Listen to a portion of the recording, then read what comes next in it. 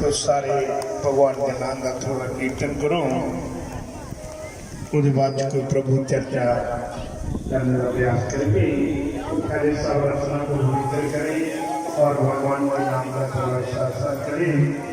Shriman Narayan Narayan Narayan, Shriman Narayan Narayan, Shriman Narayan Narayan Narayan, Shriman Narayan